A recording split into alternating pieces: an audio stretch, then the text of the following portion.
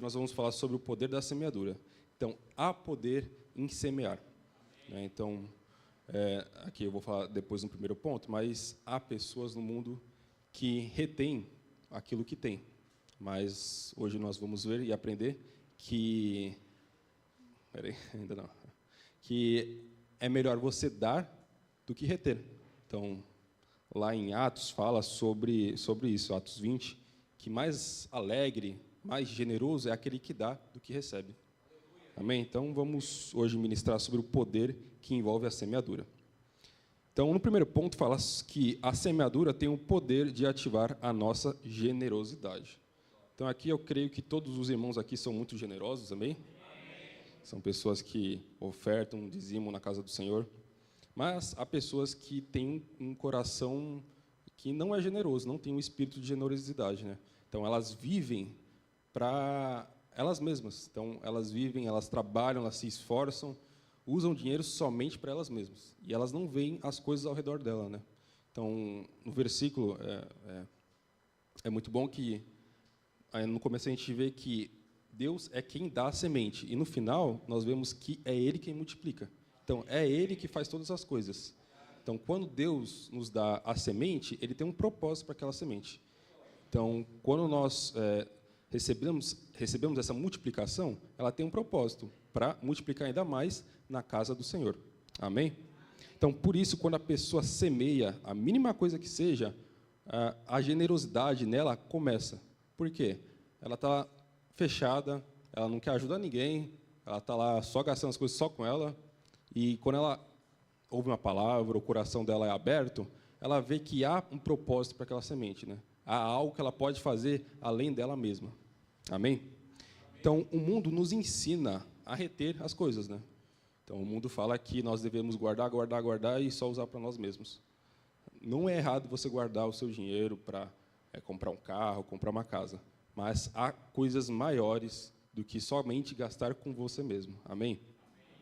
E no reino de Deus é diferente, né? No reino de Deus nós aprendemos a semear. Por quê? Porque é Deus quem nos ajuda, é Deus que nos dá a semente. Então nós devemos semear, ajudar os irmãos, tá? Então não é somente financeiramente. Financeiramente, claro que nós precisamos para pagar o aluguel, para pagar as reformas aqui da igreja, mas há outras formas também de ajudar na igreja, né? Então, o pessoal que fica aqui de servo, o pessoal que ajuda ali nas crianças, ajuda nos eventos, também através das células, ajudando na comunhão, no quebra-gelo. Então, em qualquer lugar você pode ajudar, você pode semear. Amém? Então, a semeadura faz de nós pessoas mais poderosas e mais generosas. Amém? Vamos para o segundo ponto? Então, a semeadura tem o poder de ativar um ciclo contínuo. Amém? A semeadura tem o poder de ativar um ciclo contínuo de colheita. Então, quando você faz a primeira semeadura, você ativa um ciclo. Então, como eu disse lá no começo, né? Deus dá a semente. A nossa única função é semear. E depois, Deus pega essa semente, faz ela crescer e multiplica. E dá os frutos para nós. Então, nesse ciclo, nós temos apenas uma função, que é semear. E Deus faz todo o restante. Amém? Então, muitas vezes, acontecem coisas boas com a gente, só que nós não percebemos e nós não fizemos nada para receber aquilo. E isso é algo do passado. Então, é uma semente que você deu, que você nem lembra mais, mas Deus lembra. Ele lembra de todas as coisas. Então, você está no seu dia a dia, você recebe uma coisa muito grande, mas por que eu recebi isso daqui? É porque Deus lembrou de você. Ele sabe o momento certo de você receber alguma coisa. Amém? Então, que nós venhamos sempre ser generosos e sempre estar ofertando na obra do Senhor. Amém? Então, a lei da semeadura é que, se você semeia só de vez em quando, uma hora sua colheita será interrompida. Porque no ciclo, ele tem que ser contínuo. Né? Se uma parte é tirada, ela não vai ser mais um ciclo, né? Vai uma curva e acabou. Então, que nós possamos viver a nossa vida, porque esse ciclo é contínuo, é para a nossa vida inteira. Até nós encontrarmos Jesus, e aí lá vai ter abundância de coisas, mas, por enquanto, aqui nós devemos viver nesse ciclo, porque é isso que Deus determinou para nós. Vivemos dependendo de Deus. Amém? E o terceiro ponto fala que a semeadura tem o poder de obrigar a terra a devolver tudo o que nela foi semeado. Então, a terra não pode reter para si tudo que... Não pode reter para si tudo, né? Então, tudo que ela recebe, ela precisa de alguma forma devolver. Então, aqui tem um exemplo do petróleo, né? Então, o petróleo ele foi colocado lá por fósseis, né, muito tempo atrás, e hoje a gente consegue colher o que foi colocado na terra. No reino de Deus é a mesma coisa. E o reino de Deus é a melhor terra que nós podemos ofertar, semear alguma coisa. Então, quando nós semeamos na terra, na obra de Deus, temos que ter certeza que a semente vai chegar. Porque foi Deus que disse. Então, Deus não é homem para mentir. Ele é Deus. Então, nós devemos confiar completamente nele e que essa semente vai retornar multiplicada muito mais. Amém? E nós devemos também acreditar que é no momento certo, né? Porque ele sabe de todas as coisas e muitas vezes a gente quer do nosso jeito, mas Deus sabe qual que é a melhor maneira. E aqui eu vou contar o meu testemunho, né, do meu sustento. Então, eu já falei aqui no final do ano, mas já foi um tempo. Eu comecei a estagiar, meu primeiro emprego foi lá em São Paulo. E aí foi muito bom, eu aprendi muita coisa lá. Foi um período de 6 meses, só que esse estágio não foi para frente, né? Então, eu estava trabalhando, eu queria muito ser efetivado, porque com o trabalho eu poderia casar, né, logo com a Letícia. Só que aí, naquele momento, não deu certo, né? E aí, eu lembro que eu fiquei muito triste, né, no dia, só que aí, no mesmo dia lá, esperando o ônibus, eu pensei, Deus tem algo para mim.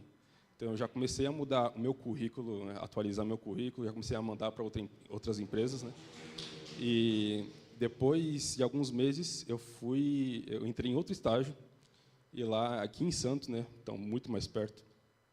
E aí, nesse estágio, eu fui efetivado, é o trabalho que eu estou até hoje, já tenho uns 2 anos. E nesse trabalho, eu ganhei o dobro do que eu ganharia efetivado naquele trabalho. Então, assim, Deus sabe de todas as coisas. Ele sabe que ia ser melhor para mim aqui, não precisaria acordar tão cedo para vir, ia ganhar mais, ia conseguir sustentar a minha casa.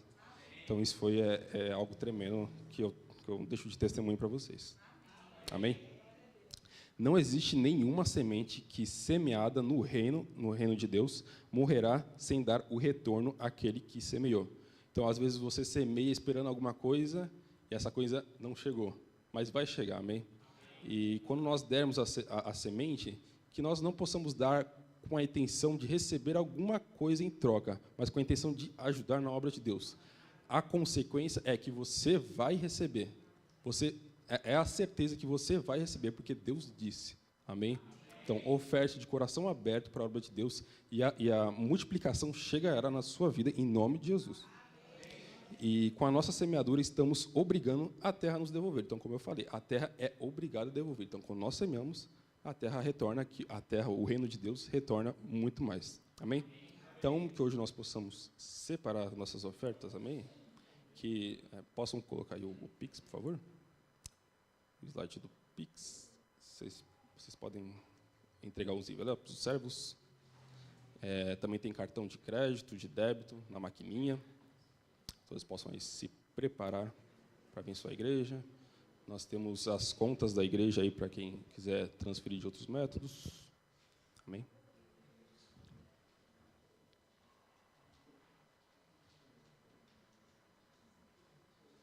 Quem estiver pronto, pode estar de pé. Por favor.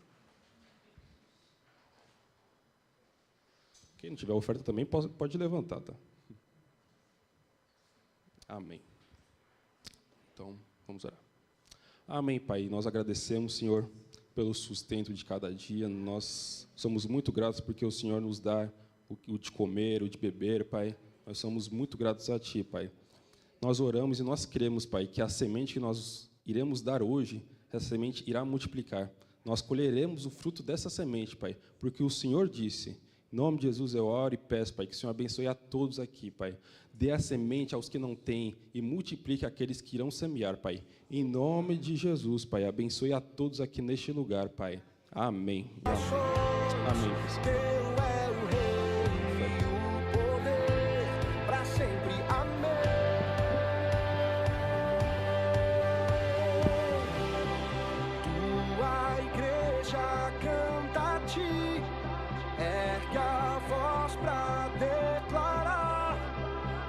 só povo a proclamar, cantando bem alto, bem alto. Amém, amém, irmãos. Glória a Deus. Eu esqueci de falar, né? Essas férias do pastor não acabam, acaba assim. Essa semana ele está de volta, amém.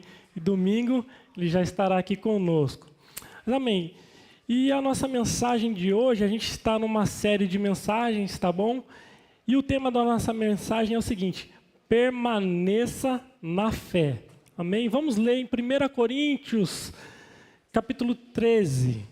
Versículo 13 diz assim, 1 Coríntios, capítulo 13, versículo 13.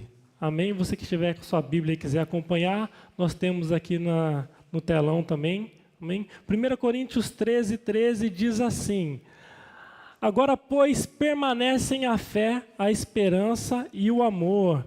Estes três, porém o maior destes é o amor. Amém? Vamos fechar os nossos olhos, vamos falar com o Senhor. Pai, em nome de Jesus, aqui está a Tua palavra.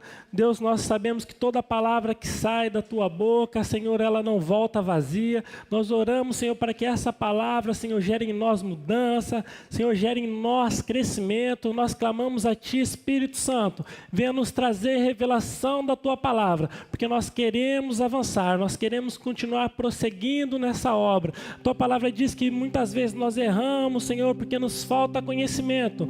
E nessa noite nós queremos conhecer mais do Senhor, conhecer mais da Tua palavra, Senhor, em nome de Jesus. Amém, amém. Glória a Deus, irmãos.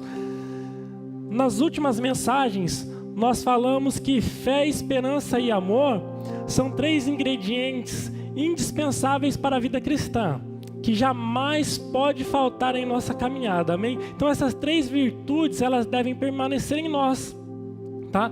No grego, né, a palavra de permanecer é memo. Se você pode procurar aí, você vai ver. Memo, na verdade, significa ser sustentado, mantido continuamente. Tá? Então, de tal maneira que nós temos que nos manter nessa caminhada cristã firmes, baseado em três pilares, que são esses que a gente vem falando nas últimas semanas: fé, esperança e amor. Se uma dessas coisas faltar, nós podemos sucumbir. Tá? Esses são os alicerces da nossa vida cristã. Nós temos que constantemente, tá, viver alicerçado nesses três pilares, que é fé, esperança e amor. Tá? Nós já falamos de esperança, né? Começou com a ministração do pastor há 2 semanas atrás sobre esperança, tá? Já falamos também sobre o amor. Semana passada o João falou sobre amor. E esses 2 pontos já me impactaram bastante. Eu lembro que há algum tempo atrás, né, a Brenda me perguntou se eu tinha sonhos, né? E eu falei para ela: filha, eu não tenho mais sonho não. Acho que ela ficou muito triste em ouvir isso daí, né? Mas até o presente momento eu já não tinha mais sonhos. Já estava meio desanimado da vida, tive muito problema, bati muita cabeça por aí. Gente, apesar de ser evangélico, mas teve uma fase que eu estava no lado escuro da força, né? Bati muita cabeça, sofri muito. E acabaram que os meus sonhos, eles foram morrendo, né? Tem até uma canção aí que a gente não pode deixar os nossos sonhos morrer, né? Estão tentando entulhar os nossos postos, essas coisas. Mas com o passar do tempo, Deus vem tratando, vem resgatando esses sonhos. E uma pessoa que não tem sonho, uma pessoa que não tem projeto, o que ela está fazendo? Ela não está vivendo, ela está só sobrevivendo. Só está no trabalho. A gente tem uma expressão que fala, né? Esse é o passageiro da agonia. Ele vai passar a vida toda aqui só sofrendo, só agonizando, sem desfrutar, sem ter uma esperança de algo melhor acontecer na vida dele, sem sonhar, né? Quem não sonha estava como eu, não estava mais vivendo. Amém? E semana passada o João falou sobre o amor, né? O interessante é que na quarta-feira o meu chefe falou sobre isso. Ele nem sabia dessa mensagem que foi pregada. Na quarta pela manhã ele reuniu, né, o pessoal lá da nossa sessão e trouxe uma mensagem falando o seguinte: olha, você tem que tratar o seu próximo, os companheiros de trabalho ali, como você gostaria de ser tratado. Poxa, aí na hora me veio a mensagem de domingo, né? Como que você está tratando tratando as pessoas? Será que você está tratando como você gostaria de ser tratado? Apesar dele ter falado essa mensagem aí, meia hora depois o pau fechou lá no trabalho, ficou feio o negócio, mas a semente foi lançada, né? Quem tem ouvidos, ouça, né? Eu guardei para mim, não vou falar que eu fui o alvo da briga, né? Mas essa semana foi uma semana muito pesada, né? E eu conversei com o João antes de começar o culto, né? Poxa, eu não estava entendendo, porque essas pessoas do trabalho, poxa, a gente tem uma intimidade muito grande, são amigos que é até fora do quartel, né? A gente tem uma amizade de fazer churrasco, de reunir essas coisas. E poxa, a pessoa que falava que era muito meu amigo, lançou algumas palavras ali ao meu respeito e gerou um mal-estar muito grande. Porém, todo mundo que escutou ele falando mal de mim pelas costas, veio me falar depois, poxa cara, não concordo que falaram isso de você, né? No primeiro momento fiquei muito chateado, cheguei em casa triste, né? A Brenda perguntou o que estava acontecendo. Eu não queria muito falar não gosto muito de falar das coisas que acontecem no trabalho, das coisas ruins, né?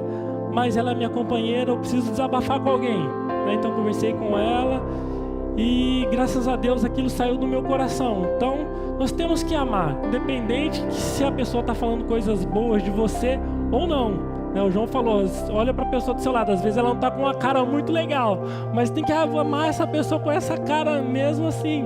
Às vezes tem a cara meio de maracujá azedo, né? Mas nós temos que aprender a amar as pessoas com as diferenças, né? Nós também temos falhas, nós não somos perfeitos e essas pessoas têm que nos aturar, né? Então, dessa forma nós seguimos na vida cristã. Então, primeiro o alicerce, a esperança. Segundo, o amor. E hoje nós vamos falar sobre a fé. Tá bom? Esse ingrediente indispensável para agradarmos a Deus. A palavra de Deus fala que sem fé é impossível nós agradarmos a Deus. Imagina, como que você vai se conectar, você vai falar com Deus sem você acreditar plenamente nele, sem acreditar que ele é galardoador dos que o buscam. Amém? Eu quero te mostrar 3 fotos agora, tá? E eu quero que você me fale o que essas 3 fotos elas têm em comum. Pode passar, Dani, por favor. Quem sabe que imagem que é essa? Uma cadeira, né? Ou é óbvio que isso é uma cadeira, né? Passa, por favor, né? Isso aí. Banquete, né? Ó, mas vai vendo, eles têm algumas semelhanças, tá bom? Isso, uma mesa, tá? Vocês conseguiram reparar que as 3 imagens, elas têm uma coisa em comum? Ambas têm 3 pés. Se a gente remover um pé dessa mesa, ou dessa cadeira, ou do banco, o que vai acontecer? Ele vai tombar na nossa vida cristã, a mesma coisa. Se nós removermos uma dessas pernas, um desses pés, nós vamos cair. Então a vida cristã, sem a fé, a gente tomba. Sem esperança, a gente tomba para o outro lado. Sem o amor, a gente cai para o outro lado. Amém? Que hoje nós possamos estar alicerçados nesses 3 pilares. E vamos falar o que é a fé. Hebreus 11, versículo 1 diz assim: agora, a fé é a substância das coisas que se esperam, a evidência das coisas que não se veem.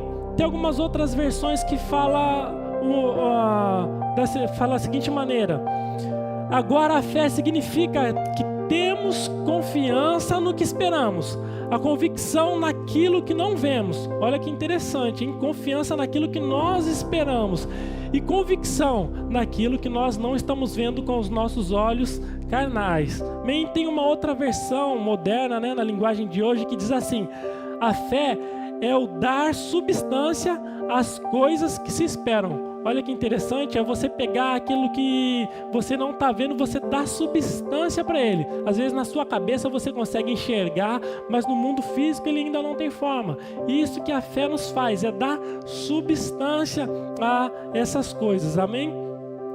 E Will, você pode me perguntar, Will, qual é a diferença entre fé e esperança? Nós falamos de esperança esses dias, né? E Deus está dizendo que a fé significa agarrar as irrealidades da esperança e trazê-las para a dimensão da realidade. Muitas vezes, se tratando de receber uma bênção, uma cura, ou uma resposta a um pedido de oração, muitas pessoas elas estão fazendo o quê? Apenas esperando. Então, eu oro pedindo para Deus, Deus, eu quero uma cura. E você fica só nessa, eu quero.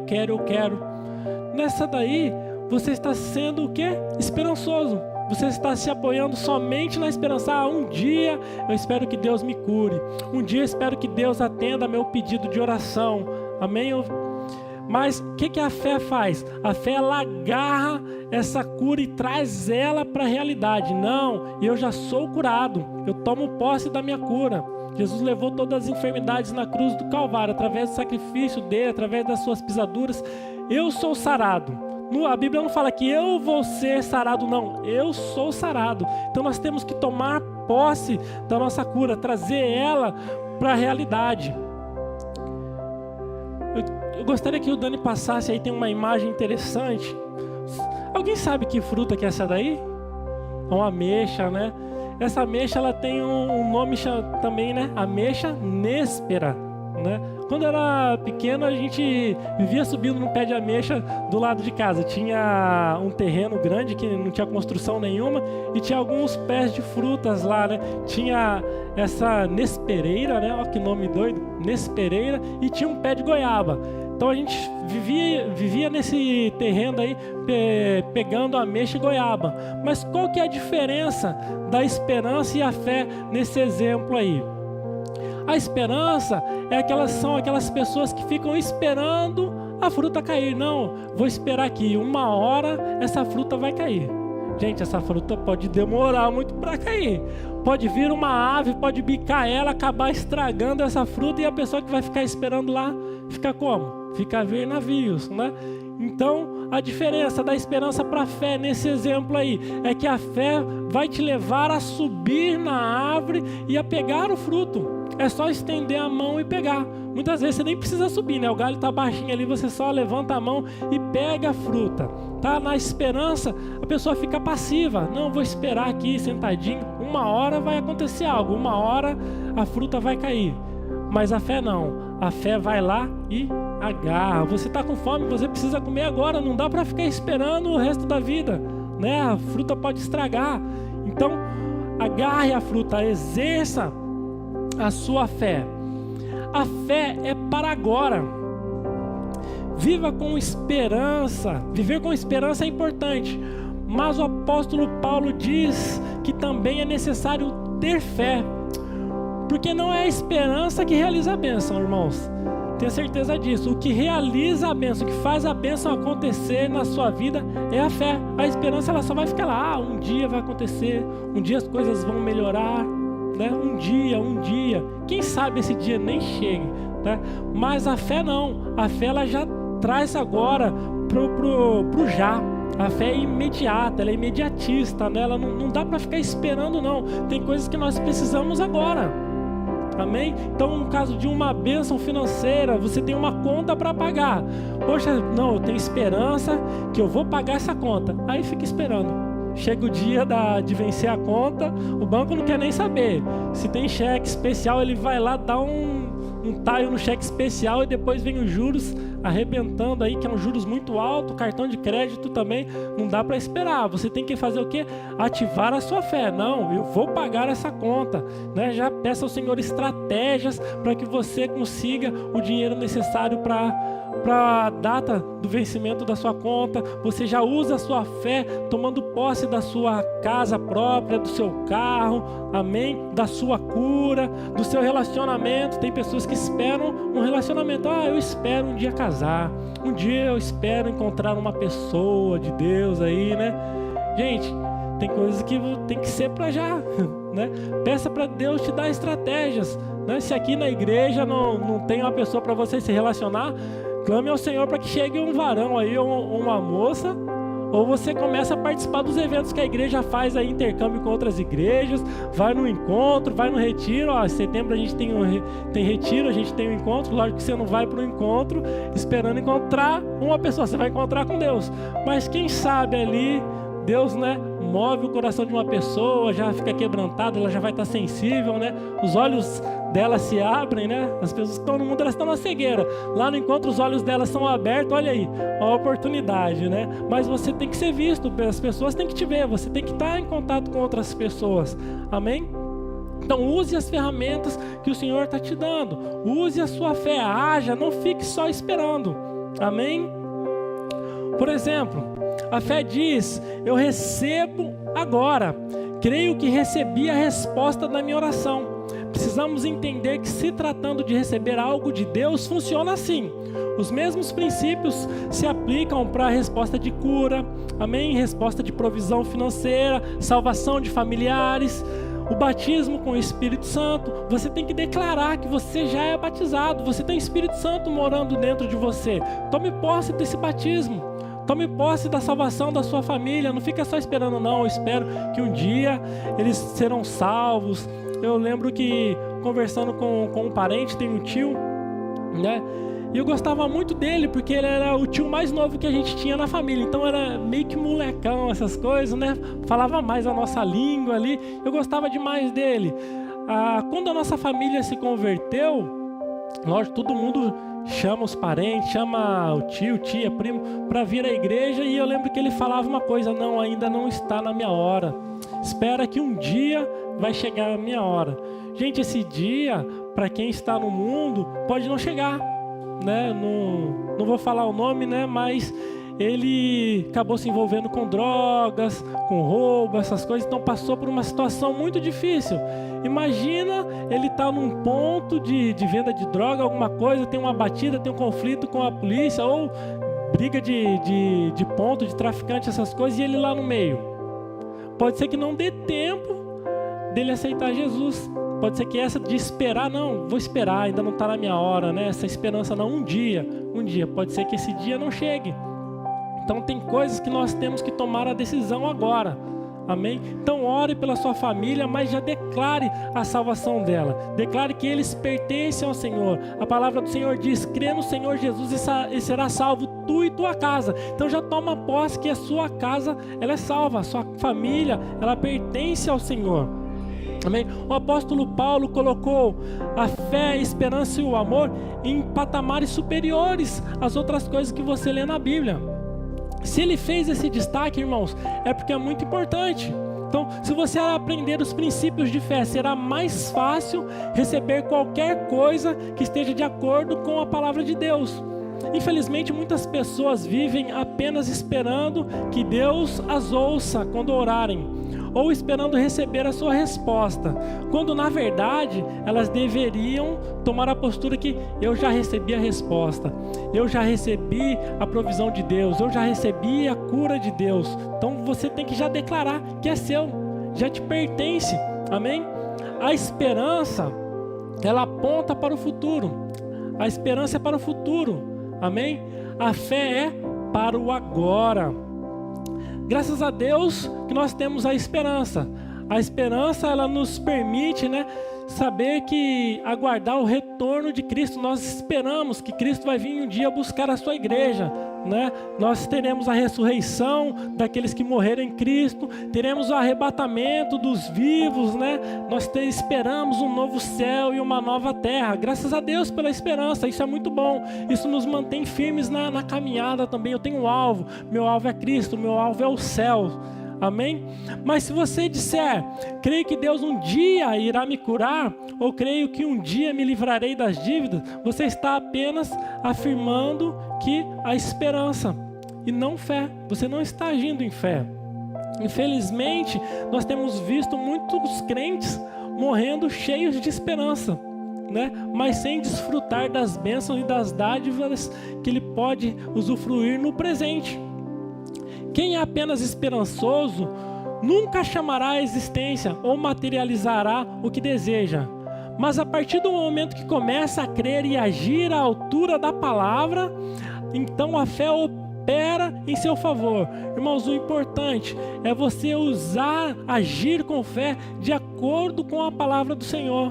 Por isso que é importante que você conheça a Bíblia, é importante que você saiba o que a palavra de Deus diz a seu respeito.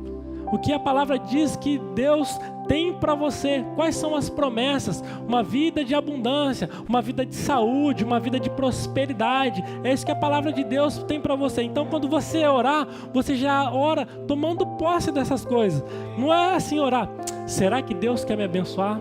Será que Deus quer me prosperar? Não, irmãos, a palavra de Deus diz que Jesus veio para que nós tivéssemos vida e vida com abundância. E quando eu penso nessa passagem, abundância para mim é ser bem, ou ser abastado em todas as áreas da minha vida. Não quer dizer que eu vou viver uma vida abundante só na área sentimental. Ou vou desfrutar de uma vida abundante só na área financeira. Não, a palavra de Deus diz que Jesus veio para nos dar vida e vida com abundância. E essa abundância do Senhor é em todas as áreas. Amém? Próximo ponto. Fé é crer antes de receber. Olha, você não crê depois que você recebeu algo, né? Muitas pessoas falam, não, eu recebi uma bênção, agora eu creio.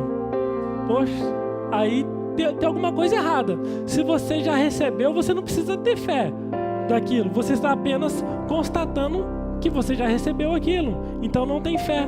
Amém? É só uma constatação. Tá? Não precisa mais de fé para crer em sua petição, já que você viu a resposta ali. Tá? Quantos estão esperando por receber algo, mas a esperança não realiza a tarefa, e sim a fé? Isso significa que você tem que crer que recebe a resposta antes de realmente vê-la manifesta. O princípio de crer antes de receber funciona em qualquer área de nossa vida. Amém? Nós precisamos receber de Deus, e é a fé que realiza essa tarefa. E a fé é para agora. Amém? Hebreus 11:1 diz assim: a fé é a substância das coisas que se esperam, a evidência das coisas que não vemos. Agora, pela fé, você pode tomar qualquer coisa que Deus tenha te prometido em sua palavra, seja salvação, seja cura, seja prosperidade, qualquer outra coisa que você espera em Deus. Se a palavra de Deus diz que é para você, você só precisa tomar posse. Outra versão de Hebreus 11:1 diz assim: a fé é a certidão de garantia que aquilo que nós temos esperado já é nosso. Olha que interessante o que Hebreus está dizendo.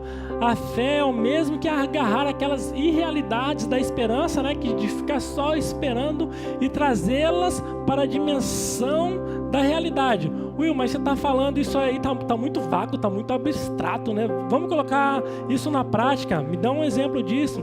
Então você poderia esperar pelo suprimento financeiro para pagar suas obrigações financeiras. A esperança, esperar. Mas a fé já lhe dá a certeza que você tem o dinheiro que você necessita. Mesmo que você não esteja vendo ali na hora, mas a sua fé, ela já traz da esperança, da irrealidade para a realidade. Você poderia esperar o fortalecimento do seu corpo físico para trabalhar. Não estou muito bem, eu preciso de força para trabalhar. Mas olha o que a palavra de Deus diz: o Senhor é a fortaleza da minha vida, a quem temerei? Que a sua força é o Senhor. Você pode não estar assim, fisicamente se sentindo muito bem, mas ore tomando essa força que o Senhor já falou que é tua. Está lá em Salmos 27, o Senhor é a fortaleza da minha vida, a quem temerei? Em outras palavras, a fé diz exatamente a mesma coisa que a palavra de Deus diz. Por isso que é importante você conhecer a palavra de Deus. A sua fé, ela tem que estar firmada, ela tem que estar baseada na palavra do Senhor. De fato, a incredulidade consiste na oposição da palavra de Deus. Olha que interessante. O lado negativo dessa verdade é que tem muitos crentes cuja sua vida, a sua forma de falar expressa incredulidade e que realmente estão se opondo à palavra do Senhor. Estes mesmos crentes perguntam por que a palavra de Deus não opera na vida deles. Engraçado, porque tem muita gente vivendo assim. São pessoas negativas. Não sei se no seu trabalho você tem convivido com pessoas assim, ou se tem alguém na sua família, né? Tudo que você fala que vai fazer, a pessoa: será que vai dar certo? Se eu fosse você, não faria isso não, acho que não vai dar certo não. Eu lembro que eu tinha um colega de trabalho lá em Santarém. Às vezes eu chamava ele até para um passeio: vamos comer alguma coisa. Mas será que o tempo vai estar bom? Será que à noite, será que não vai estar muito cheio lá? Será que vai ter vaga? Gente, aí não dá. Esse será desanima qualquer pessoa, dá vontade de falar. Então, vamos mais não, já perdi a vontade de comer, não quero mais sair não. E tem muitas pessoas assim dentro da igreja. Você vai conversar com ela, e irmão, tá tudo bem? Poxa, irmão, tô vivendo na luta, hein? Então, tô na prova aí. Passa semana, passa mês, você vai conversar com o irmão de novo. E aí, irmão, melhorou? Como que tá a situação? Ó, irmão, saí daquela luta, mas entrei noutra aí, só Deus na causa. Gente, não tem uma vez que você vai falar com a pessoa que ela fala, ó, tá tudo bem, venci aquela luta, Deus tá me sustentando, Deus tá me fortalecendo. Teve luta, mas teve vitória, graças a Deus por isso, né? Mas tem pessoas não, que parece que ela tem o prazer de falar que está na luta. Tem pessoas que têm o prazer de falar que está doente, acredita? E aí, irmão, como que você está? Poxa, não estou muito bem de saúde não, hein? Tô numa gripe aí lascada. Acabou a gripe, você vai conversar com ele, irmão, melhorou da gripe? Como que você está? A gripe passou, mas eu tô com uma dor aqui na coluna. E, gente, por incrível que pareça, é só desgraça na vida dessa pessoa. Meu Deus, como que uma pessoa pode viver assim? Eu já contei o exemplo de um relacionamento que eu tentei ter, né? Quando eu morava no Rio de Janeiro, eu frequentava uma igreja chamada Metodista. Era molecão não, né? Não vou ofender algumas pessoas aqui, né? Tinha uns 21 anos ali, era jovem, né? Já tava querendo me relacionar, né? Mas tinha uma irmã da igreja, mais velha, mais experiente, poxa, uma pessoa mais experiente, legal, né? Acabou que meio que deu certo ali, né? Não vou falar que deu um match, que não tinha Tinder naquela época, né? Mas assim, rolou uma química ali no primeiro momento. Gente, mas por incrível que pareça, cara, conversar com ela era muito difícil. Toda vez que eu, assim, mandava uma mensagem de texto, na época era SMS, né? Oi, tudo bem? Como que foi seu dia? Gente, ó, só coisa ruim. Ah, não, hoje tive problema no trabalho, aconteceu isso e isso. Tá bom, conversávamos, acertou os ponteiros. No dia seguinte, bom dia, tudo bem? Ah, tá muito bem não, essa noite dormi mal. Gente, aquilo dali foi começando a me incomodar, né? Acabou que teve uma época que ela foi falar com o pastor, pastor, tô aqui querendo namorar com o Will e essas coisas, né? Depois eu fui e falei com o pastor, pastor, não vai dar não. Eu já tenho muito problema, mas os problemas dela eu não aguento. Toda vez que vai falar, eu falei pra ele, pastor, toda vez que eu vou conversar com ela, não tem uma vez que ela fala que tá tudo bem. Meu Deus, aí não dá. Às vezes você quer conversar com alguém, você quer compartilhar algo, né? Algo de bom, mas a pessoa já te dá um balde de água fria falando só de coisa ruim, só de desgraça, que você perde até a vontade de compartilhar aquela bênção, aquela coisa boa com ela, né? Então, tem pessoas assim no nosso dia a dia, tem pessoas assim dentro da igreja, né? Às vezes você quer conversar com ela, quer pedir um conselho, alguma coisa. Gente, se você chega para falar com essa pessoa, você vai sair dali pior do que quando você chegou, né? Então tome cuidado com pessoas negativas, se afaste dessas pessoas e que nós possamos ser o contrário, nós possamos fazer a diferença, nós possamos ser essas pessoas que vão irradiar, né, a alegria do Senhor, vão contar a bênção, vão contar testemunhos. Isso é muito importante. Na célula nós fazemos isso, nós estamos ali, lógico, nós compartilhamos lutas, passei por uma luta, mas nós compartilhamos vitórias. Nós estamos ali para ajudar um ao outro e para nos fortalecer com os testemunhos. A Bíblia fala que quando você conta um testemunho, poxa, você levanta, você ativa a fé do seu irmão. Alguma coisa dentro dele começa a mudar. A pessoa estava triste, estava abatido por passar por algum problema financeiro, ou perdeu o emprego, alguma coisa assim, mas chega alguém aqui e fala, olha, consegui uma bênção, consegui uma promoção no trabalho, assim como o Dani falou, olha, tinha uma oportunidade de emprego para ganhar tanto, Deus abençoou, eu fui para uma outra ganhar 2 vezes mais, olha que coisa boa, amém? Então que você possa se encher de fé com essas pessoas e que você possa ativar a fé de outras pessoas também testemunhando, falando de coisas boas, falando da palavra de Deus, amém? A palavra de Deus não operará em seu favor se você se opõe à mesma, amém? Então com a sua boca você tem que declarar aquilo que a palavra de Deus diz a seu favor, amém? Você fala com a sua boca e crê com o coração, creia naquilo que você está falando, né? A palavra de Deus diz que a boca fala aquilo que o coração está cheio. Então essas pessoas negativas, elas estão falando aquilo que está dentro do coração dela, aquilo que elas têm se alimentado. Às vezes ela tem se alimentado muito de notícia negativa na TV, e aquilo dali vai abatendo ela, e quando ela vai falar, ela está cheia do quê? Só de desgraça, só de coisa ruim, só de assim, meu acidente não sei aonde, olha, fulano de tal morreu. Meu Deus, é só desgraça, né? Que você possa se encher da palavra do Senhor e falar de coisas boas. A fé do coração e não a fé da mente. Isso é importante, irmãos. Em Mateus 12:34 diz assim: porque a boca fala do que o coração está cheio. Precisamos perceber que a fé, ela vem do coração. A fé genuína, ela é do coração e não da mente. John Wesley, ele usava um termo para se referir a essa fé aí da mente como assentimento mental. Então, Will, que negócio é esse de assentimento mental? Vou explicar.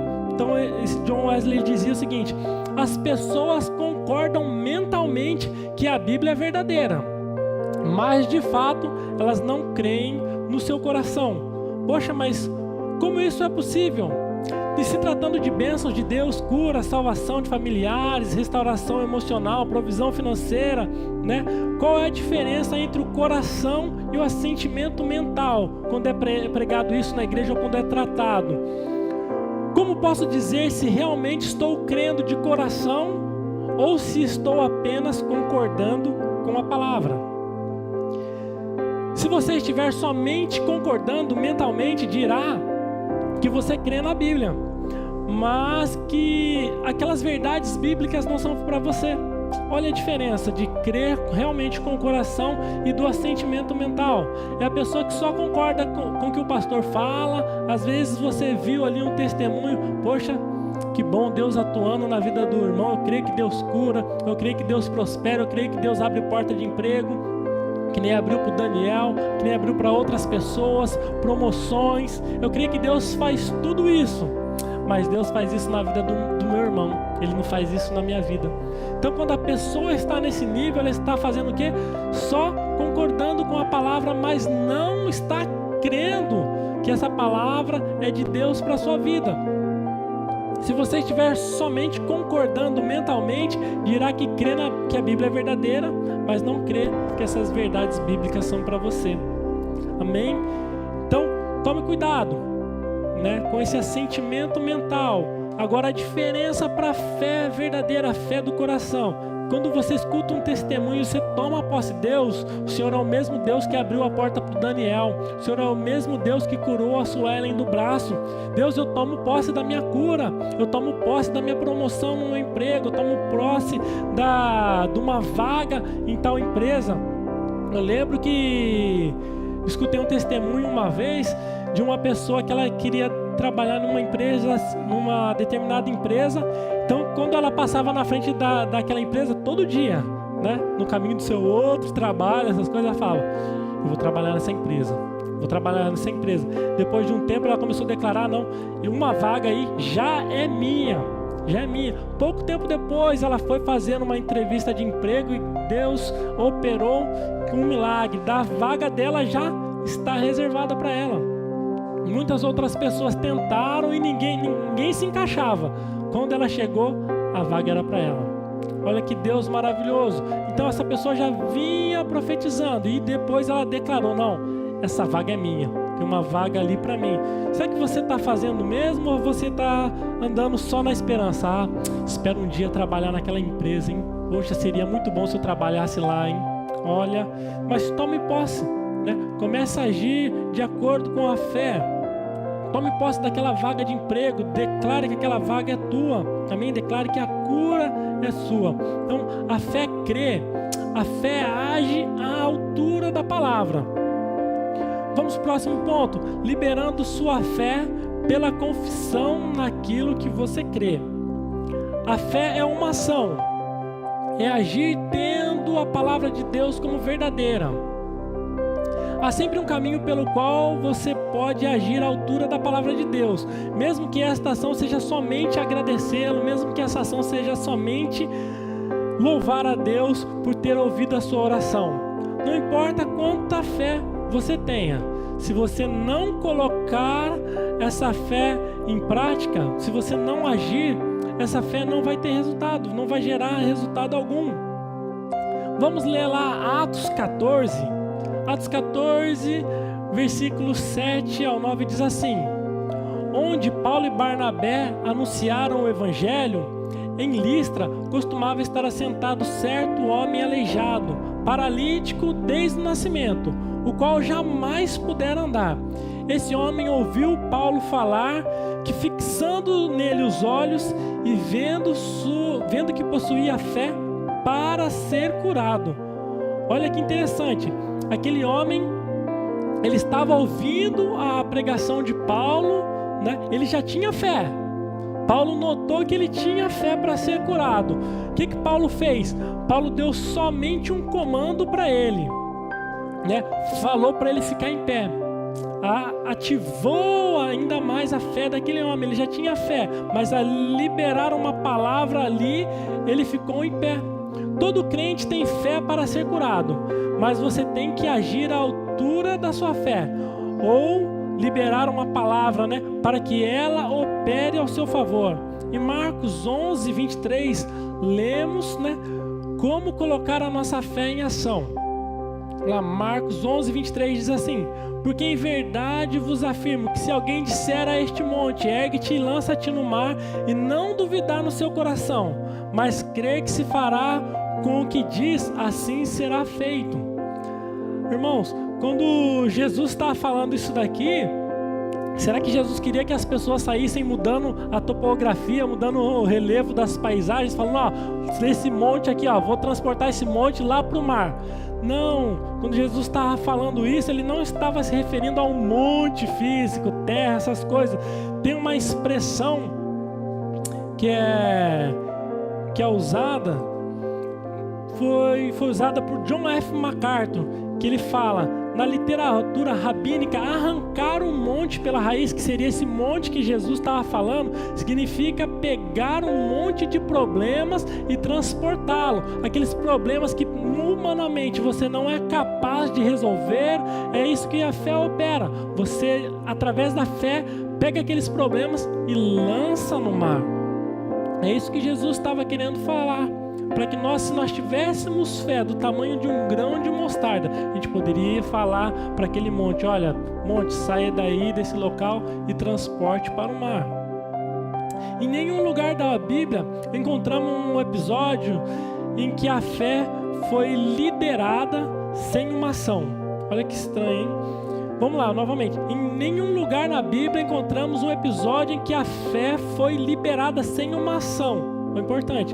A fé somente fica presa no coração, nunca trará a cura para o seu corpo, a provisão para as suas finanças, a multiplicação, ministério ou resposta de oração, se você não liberar uma ação, se você não agir de acordo com a fé. A fé libera através dos nossos lábios, mas a tarefa realiza a obra. A fé falada sem obras, ela não gera nada. Nós precisamos falar, nós precisamos decretar, assim como Jesus disse, ó, você crê, você fala para esse monte, se você não duvidar no seu coração, lança-te no mar e assim será feito.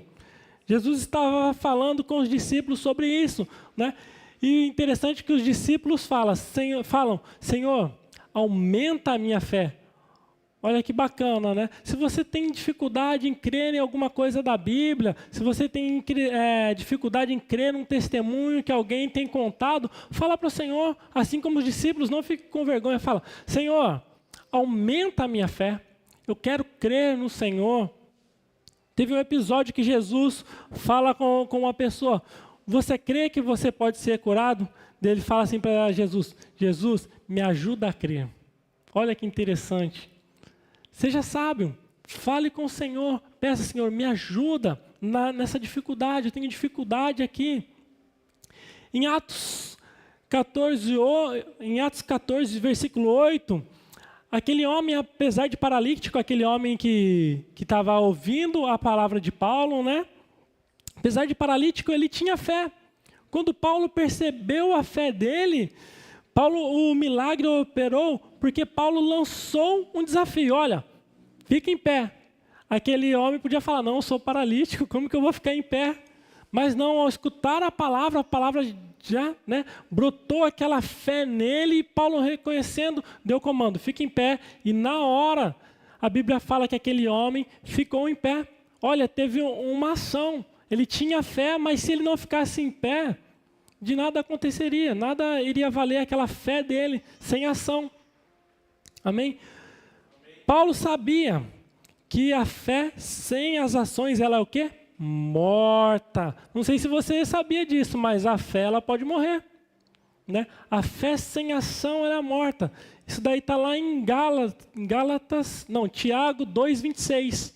A Bíblia fala que a fé sem obras, ela é morta. Então tome cuidado para que a sua fé não morra. Continue agindo de acordo com a palavra de Deus, né? Atos 14, ali, versículo 10, é a passagem de Paulo, diz assim, disse-lhe em alta voz, apruma-te direito sobre os teus pés. E ele saltou e andava. Olha que interessante, ele não só levantou, quando ele recebeu o comando de Paulo, a Bíblia fala que ele saltou.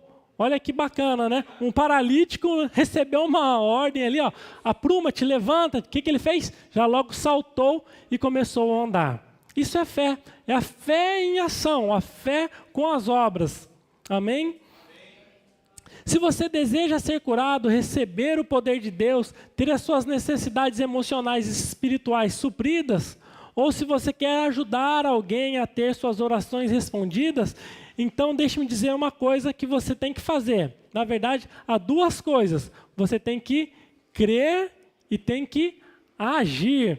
Will, me dá alguns exemplos disso aí. Como que é esse negócio de crer e agir? Em 1 Reis 17:15, diz assim, a viúva foi e fez segundo a palavra de Elias, assim comeram ela e sua casa por muitos anos. Essa daí é a viúva de Serepta. Quando Elias chega para ela, né, Deus manda Elias até essa moça, e ele fala, ó, me traz um pão, faz um pão para eu comer. Aí o que essa viúva fala para ele? Ó, meu senhor, eu não tenho nada, além de um bocado de farinha ali e de azeite, que eu vou fazer um bolo para mim, né, um pão, para mim e com meu filho a gente vai comer e depois a gente vai morrer. Aí o profeta pega e fala para ela, Elias fala assim para ela, ó, faz o seguinte, você vai fazer um bolo um pouquinho menor para mim, né? Assa esse bolo, me dá de comer e o que sobrar você faz para vocês. E depois ele libera uma palavra para ela, que é isso aí, a viúva fez segundo a palavra de Elias, eles comeram e ela e a sua casa comeram durante muitos e muitos dias, até que veio chuva depois sobre a terra, não estava chovendo nesse período. E olha que a palavra do Senhor diz, ela agiu. Ela poderia falar, não, vou comer só esse bolinho aqui, esse pão que eu vou fazer para mim com meu filho, e eu vou esperar a morte chegar. Mas não, teve uma fé ali no meio. Assim como Paulo deu o comando para o paralítico, olha, levanta, aqui a mesma coisa, Elias deu um comando para a viúva de Serepta, não fala o nome dela, né, a viúva de Sarepta, mas diz que ela obedeceu. Ela poderia ter feito o contrário. Não vou fazer não. Né? Mas ela creu na palavra e olha aí, eles comeram durante muitos dias, algo que ia ser uma refeição momentânea e depois já era, ia esperar a morte. Olha, eles comeram durante muitos dias. Tem um outro exemplo que aconteceu em 2 Reis, aí já com o discípulo de Elias, né? Aí com Eliseu, e foi muito parecido o milagre. Né? Eliseu, ele chega num determinado lugar e uma viúva vem falar com ele. Vamos lá. Quando todos estavam cheios, ela disse a um dos filhos, traga-me mais vasilha. Mas ele respondeu, não há mais vasilha nenhuma. E o azeite parou. Então ela foi e contou ao homem de Deus. E ele disse, vá vendo o azeite e pague a sua dívida. E você e os seus filhos vivam do que sobrar.